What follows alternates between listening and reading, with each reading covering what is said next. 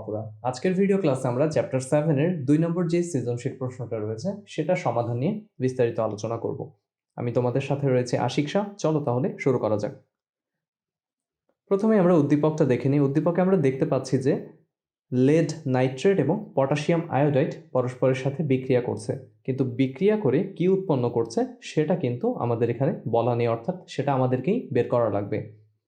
এবং এটাও বলে দেওয়া হচ্ছে যে উপরের বিক্রিয়ার আলোকে নিচের ছকটি পূরণ করা হলো, এবং থার্ড ব্র্যাকেটে আমাদেরকে ইনফরমেশন দিয়ে দেওয়া হচ্ছে যে পটাশিয়ামের পারমাণবিক ভর হচ্ছে 39 এবং আয়োডিনের পারমাণবিক ভর হচ্ছে 127। এটা কিন্তু নাও দেওয়া থাকতে পারে আমাদের পরীক্ষার কোশ্চেনে।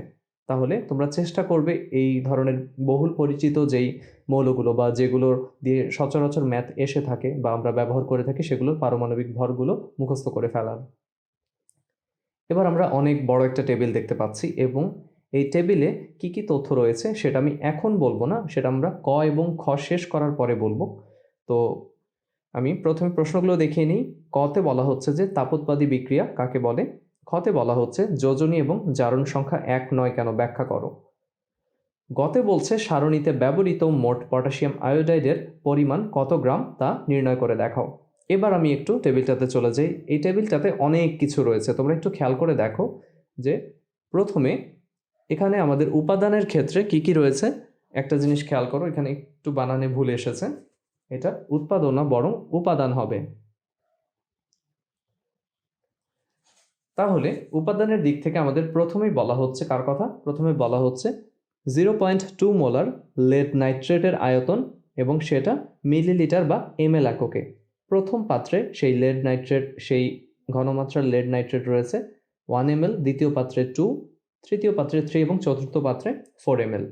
তার মানে মোট ব্যবহৃত লেড নাইট্রেটের আয়তনটা 1+2+3+4 অর্থাৎ 10 ml। এরপরে বলা হচ্ছে যে পানির আয়তন সেটাও মিলিলিটার বা ml এককে। প্রথম, দ্বিতীয়, তৃতীয়, চতুর্থ পাত্রে যথাক্রমে 4, 3, 2, 1 ml। এরপরে 3 নম্বর রোতে আমরা দেখতে পাচ্ছি যে 0.5 মোলার বা সেমি মোলার পটাশিয়াম আয়োডাইডের আয়তন সেটাও ml বা মিলিলিটার এককে, এবং প্রতিটি পাত্রে প্রথম, দ্বিতীয়, তৃতীয়, চতুর্থ পাত্রে এর আয়তনটা কনস্ট্যান্ট অর্থাৎ 1 ml করে ব্যবহার করা হবে। এবং সবশেষে বলা হচ্ছে যে প্রতিটি পাত্রে দ্রবণের মোট আয়তন 6 ml করে। কিভাবে? প্রথম পাত্রে তুমি যদি লক্ষ্য করো এখানে রয়েছে 1 ml লেড নাইট্রেট, 4 ml পানি এবং 1 ml পটাশিয়াম আয়োডাইড, তাহলে টোটাল হলো 6 ml। একইভাবে দ্বিতীয়, তৃতীয়, চতুর্থ পাত্রেও কিন্তু মোট যেই আমাদের দ্রবণের পরিমাণটা সেটার পরিমাণ হচ্ছে 6 ml করে। এরপরে এখানে আমরা এই বরাবর যে সমষ্টিটা সেটা দেখতে পাচ্ছি যে পটাশিয়াম আয়োডাইডের যে পরিমাণটা সেটা 1 ml করে 4টা পাত্র মিলিয়ে মোট রয়েছে 4 ml। আবার পানিও 4টা পাত্র মিলিয়ে রয়েছে 10 ml, আর ওইদিকে লেড নাইট্রেট 4টা পাত্র মিলিয়ে রয়েছে 10 ml। এখানে বলা হচ্ছে যে এখানে এক ধরনের অধক্ষেপ সৃষ্টি হচ্ছে, যেটা তোমাকে ইনডিরেক্টলি বলে দেওয়া আছে, যার কালারটা হচ্ছে কি হলুদ।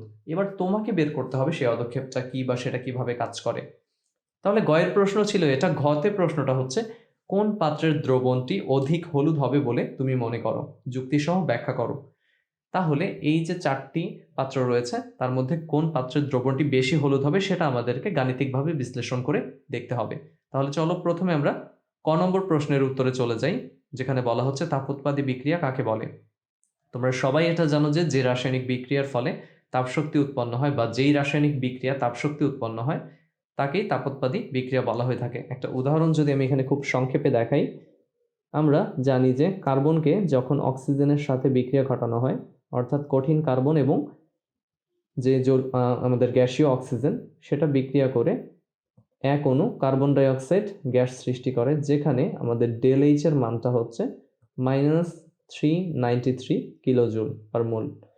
তাহলে এই বিক্রিয়া আমরা দেখতে পাচ্ছি যে এখানে ΔH এর মানটা কি নেগেটিভ, আর আমরা জানি যে ΔH এর মান নেগেটিভ মানে সেটা মিন করে কি এখানে তাপ উৎপন্ন হয়েছে। তাহলে এটা হচ্ছে একটা তাপোৎপাদী বিক্রিয়ার উদাহরণ। পরের কোশ্চেনে আমরা চলে যাই যে যোজনী ও জারণ সংখ্যা 1 নয় কেন ব্যাখ্যা করো। তাহলে প্রথমেই আমরা যোজনী সম্পর্কে একটু জেনে নেই যে কোনো একটা মৌলের যোজনী বলতে আমরা কি বুঝি, ওই মৌলটার অপর যে কোনো একটা মৌলের সাথে যুক্ত হওয়ার যে ক্ষমতা সেটা। আমরা জানি যে যোজনীর ক্ষেত্রে কোনো ধনাত্মকতা ঋণাত্মকতা নেই, অর্থাৎ যোজনীর মান কিন্তু কখনোই তোমরা প্লাস কিংবা মাইনাসে দেখবে না, এমনকি যোজনী কখনো শূন্যও হয় না। অপরদিকে আমরা যদি জারণ মান বা জারণ সংখ্যার কথা বলি, কোনো একটা যৌগে কোনো মোলের জারণ সংখ্যা সংশ্লিষ্ট পরমাণুতে সৃষ্ট চার্জের প্রকৃতি এবং সংখ্যামান উভয় প্রকাশ করে। আর আমরা এটাও জানি যে জারণ সংখ্যা ধনাত্মক বা ঋণাত্মক এমনকি শূন্য হতে পারে।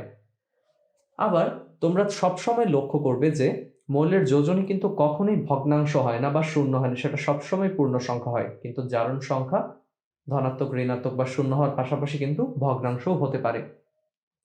উদাহরণ হিসেবে আমরা যদি এখানে যোজনী এবং জারণ সংখ্যা আলাদা করে দেখানোর একটা উদাহরণ নেই, যে ভিন্ন ভিন্ন যৌগে একই যোজন বিশিষ্ট মৌলের জারণ মান কিন্তু ভিন্ন ভিন্ন হতে পারে, সেরকম আমরা একটা উদাহরণকে বেছে নিচ্ছি। এখানে বলা হচ্ছে যে মিথেন এবং কার্বন টেট্রাক্লোরাইড উভয় যৌগেই কিন্তু কার্বনের যোজনী 4। কিভাবে 4 আমরা একটু ভেঙে দেখি। এটা আমাদের মিথেনে তার যে চতুস্থলকীয় গঠনটা আমি সেভাবে একটু দেখাই। এটা হচ্ছে আমাদের মিথেনের গঠন, এবং তুমি দেখতে পাচ্ছ যে মিথেনে কার্বন তার 4টি হাত দিয়ে 4টি হাইড্রোজেন পরমাণুকে ধরেছে। ঠিক একইভাবে আমরা যদি কার্বন টেট্রাক্লোরাইডে যাই, এখানেও কিন্তু কি কার্বন তার 4টা হাত দিয়ে 4টা ক্লোরিন পরমাণুকে ধরছে, অর্থাৎ দুই ক্ষেত্রেই কার্বনের যোজনীটা হচ্ছে 4। কিন্তু মিথেনে কার্বনের জারণ সংখ্যাটা বা জারণ মানটা হচ্ছে -4 এবং কার্বন টেট্রাক্লোরাইডে কার্বনের জারণ সংখ্যাটা হচ্ছে +4।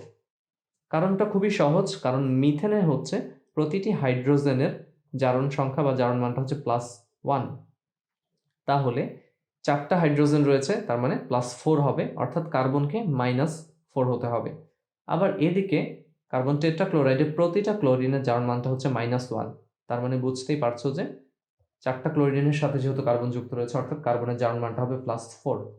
আবার তোমরা যেমন এখানটাতে দেখলে যে হাইড্রোজেনের জারণ মানটা হচ্ছে কি এখানে ধনাত্মক, ঠিক এই হাইড্রোজেনকে আমরা যখন এরকম কোন একটা যৌগে দেখব, অর্থাৎ সোডিয়াম হাইড্রাইডে কিন্তু আবার হাইড্রোজেনের জারণ মানটা -1। তার মানে বুঝতেই পারছো যে ভিন্ন ভিন্ন যৌগে একই যোজনী বিশিষ্ট মৌলের জারণ মান কিন্তু ভিন্ন ভিন্ন হতে পারে। তাহলে এই আলোচনায় আমরা যোজনী এবং জারণ সংখ্যা নিয়ে বিস্তারিত আলোচনা করলাম এবং শিখলাম যে কেন যোজনী এবং জারণ সংখ্যা এক নয়। এবার পরের প্রশ্নে আমরা চলে যাচ্ছি। পরের প্রশ্নে আমাদের গ নম্বর প্রশ্ন যেটা, সেখানে আমাদের উদ্দীপকটা অবশ্যই লাগবে, সেহেতু উদ্দীপকটাকে আবার নিয়ে আসছি। এখানে বলা হচ্ছে যে সারণীতে ব্যবহৃত মোট পটাশিয়াম আয়োডাইডের পরিমাণ কত গ্রাম নির্ণয় করে দেখাও। তাহলে এখানে তোমাদেরকে লক্ষ্য করতে হবে যে সারণীতে ব্যবহৃত মোট পটাশিয়াম আয়োডাইডের পরিমাণটা আমাদের কিসে দেয়া আছে এবং সেটার মোট পরিমাণটা আসলে কত। খেয়াল করে দেখো, আমরা যদি সমাধানের দিকে এগোই, আমরা কোনো একটা পদার্থের এই যে ঘনমাত্রা বা ক্যাপিটাল এম, সেটা দিয়ে কি বুঝি, সেটা মূলত মোলার ঘনমাত্রা বা মোলারিটিকে ইন্ডিকেট করে। কোনো একটা নির্দিষ্ট তাপমাত্রায় প্রতি লিটার দ্রবণে দ্রবীভূত দ্রবের যেই মোল পরিমাণটা, সেটাকেই কিন্তু ওই দ্রবণের মোলারিটি বলা হচ্ছে বা মোলার ঘনমাত্রা বলা হচ্ছে, যেটাকে আমরা ক্যাপিটাল এম দিয়ে প্রকাশ করি। তাহলে আমাদের সারণীতে, অর্থাৎ উপরে যে টেবিলটাতে, সেখানে মোট পটাশিয়াম আয়োডাইডের পরিমাণটা কত, তার পরিমাণটা হচ্ছে 1111, অর্থাৎ 1 ml করে রয়েছে প্রতিটা পাত্রে, মোট পরিমাণটা হচ্ছে 4 ml। এবার আমরা জানি পটাশিয়াম আয়োডাইডের আণবিক ভরটা কত।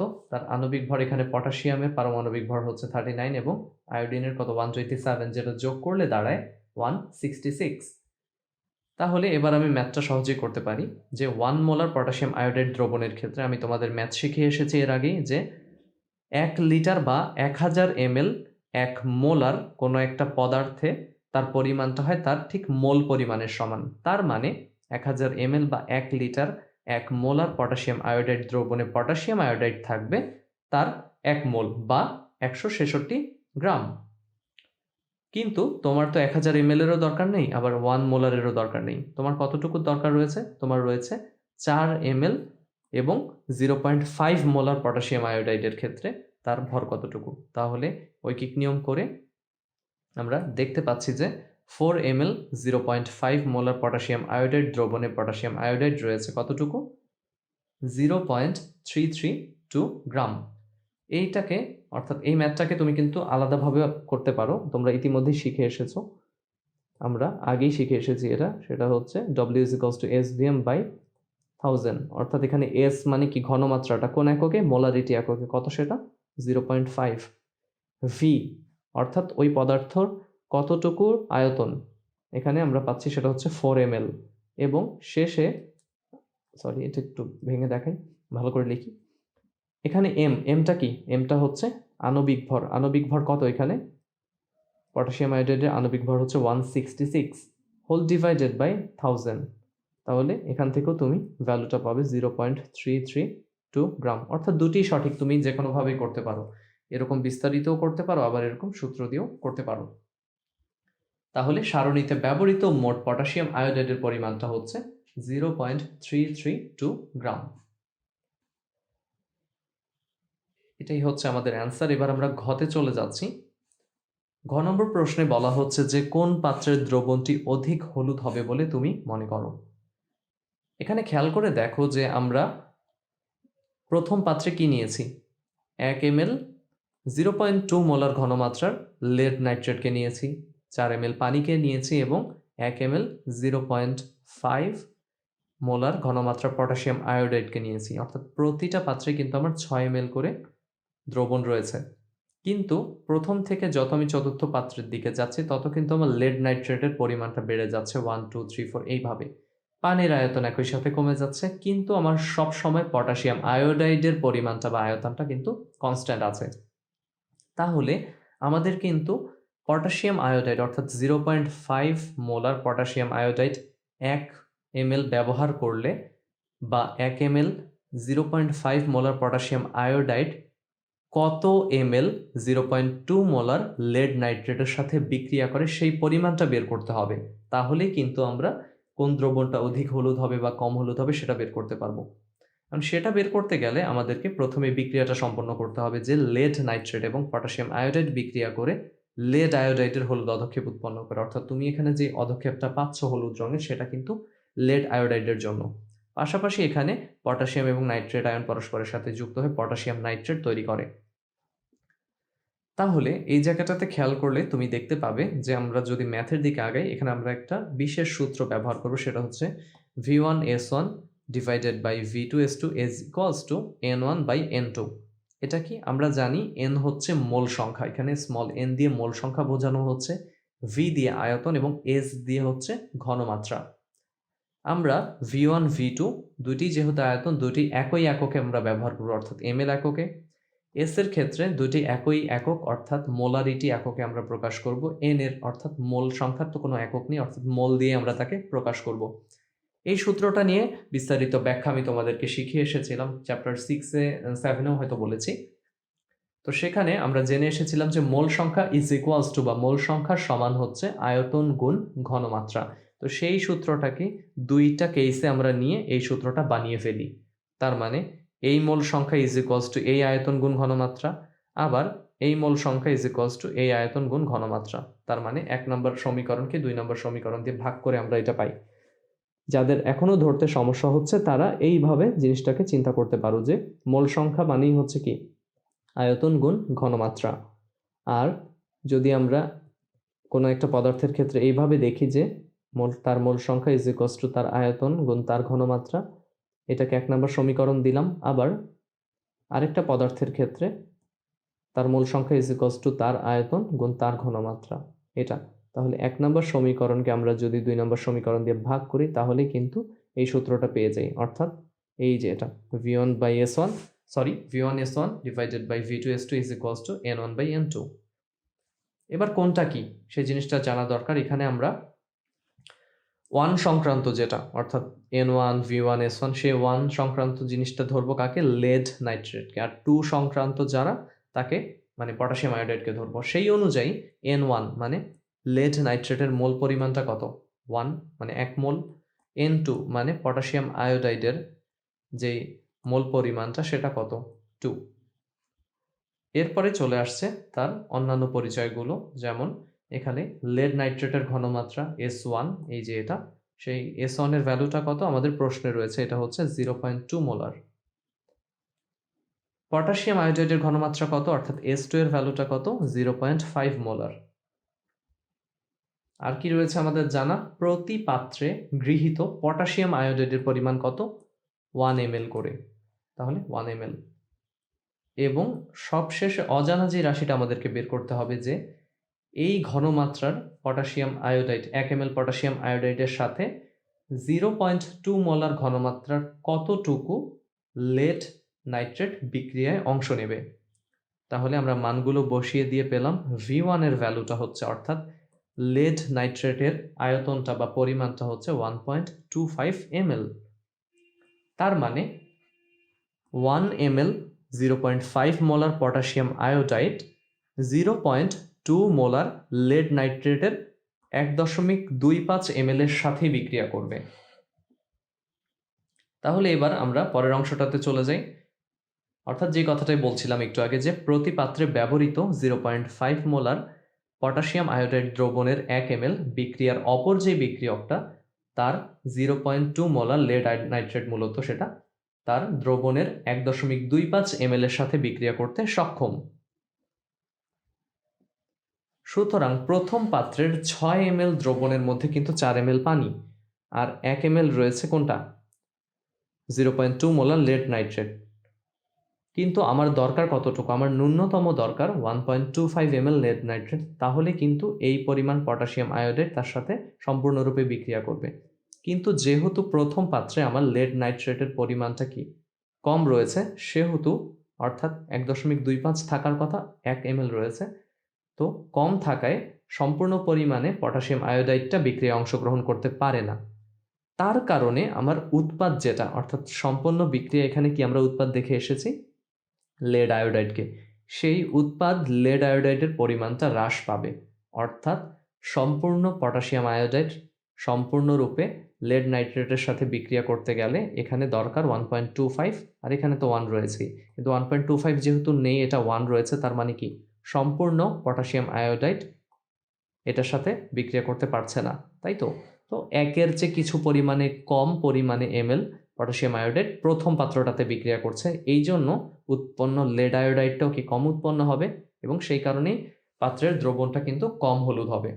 কিন্তু পরের অংশটাতে আমরা যদি একটু যাই, খেয়াল করে দেখো, অপরদিকে দ্বিতীয়, তৃতীয় এবং চতুর্থ পাত্রে কিন্তু যথাক্রমে 2, 4, 2, 3 এবং 4 ml আমাদের লেড নাইট্রেটটা রয়েছে, কিন্তু আমার দরকার কতটুকু 1.25 ml। তার মানে দ্বিতীয়, তৃতীয় এবং চতুর্থ পাত্রে প্রয়োজনীয় 1.25 ml এর চেয়ে বেশি পরিমাণে 0.2 মোলার লেড নাইট্রেট থাকায় সম্পূর্ণ পটাশিয়াম আয়োডাইডই কিন্তু তার সাথে বিক্রিয়া করে সমপরিমাণ বা সম্পূর্ণ পরিমাণে লেড আয়োডাইডের হলুদ অধক্ষেপটা উৎপন্ন করবে। তাহলে বাকিটুকু কি হবে, অর্থাৎ এখানে 2 ml এর মধ্যে 1.25 ml তো বিক্রিয়ায় অংশ নেবে, বাকি রইবে 0.75 ml, সেটা এখানে অবশিষ্ট। এখানে বাকি থাকবে 1.75 ml, এখানে বাকি থাকবে 2.75 ml। তো তারা দ্রবণ মানে সেই লেড নাইট্রেট দ্রবণ কিন্তু অবশিষ্ট থাকবে, কারণ আমাদের পটাশিয়াম আয়োডাইড তো ফিক্সড 1 ml। তাহলে এই 3 পাত্রের বিক্রিয়াটা কিন্তু একই রকমে হবে এবং একই রকম লেড আয়োডাইড এখানে উৎপন্ন হবে এবং দ্রবণগুলো একই রকম হলুদই হবে।